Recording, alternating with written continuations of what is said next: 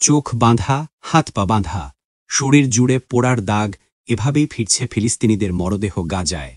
ইসরায়েলের সেনাদের নির্মম নির্যাতনে নিথর আরও ৩০ ফিলিস্তিনির দেহ শুক্রবার পাঠানো হয়েছে গাজায়, যা মানবতার কাছে এক ভয়ঙ্কর প্রশ্নচিহ্ন।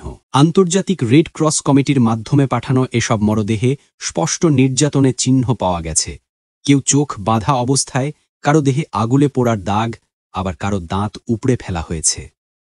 একই দিন হামাসও ইসরায়েলের কাছে ৩ মরদেহ হস্তান্তর করেছে, তবে ইসরায়েলি সংবাদ মাধ্যম দাবি করেছে সেগুলো গাজায় থাকা ইসরায়েলি বন্দীদের নয়। ফিলিস্তিনিদের মরদেহে এমন নির্যাতনের প্রমাণ সামনে আসতেই ইসরায়েলি সেনাবাহিনীর শীর্ষ আইনজীবী ইয়াফত তোমের ইয়েরুশালমিকে সরিয়ে দেয়া হয়েছে। গত বছর প্রকাশিত এক ভিডিওতে দেখা যায় ইসরায়েলের কুখ্যাত সাদে তাইমান কারাগারে এক ফিলিস্তিনি বন্দীকে নৃশংসভাবে নির্যাতন করছে সেনারা। ইসরায়েলের স্বাস্থ্য মন্ত্রণালয়ের তথ্য অনুযায়ী যুদ্ধবিরতির পর এখন পর্যন্ত মোট ২২৫ জন ফিলিস্তিনির মরদেহ ফেরত পাঠানো হয়েছে। গাজার চিকিৎসকরা বলছেন মরদেহগুলো শনাক্ত করাই কঠিন, কারো হাড় ভাঙা, কারো শরীর ট্যাঙ্কের নিচে পিষ্ট।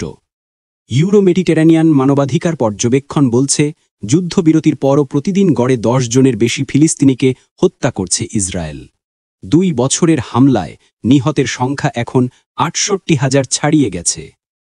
মানবতার কণ্ঠ আজ প্রশ্ন করে, আর কত মরদেহের দরকার হবে পৃথিবীকে জাগাতে?